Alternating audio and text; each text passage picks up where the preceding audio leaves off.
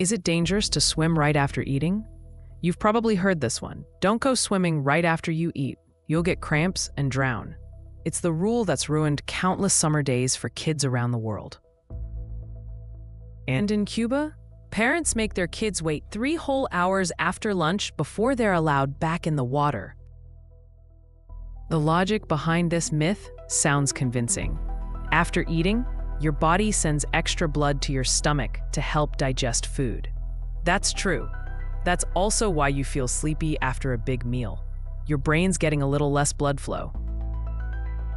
But does that mean your muscles suddenly run out of oxygen and cramp up? Not really.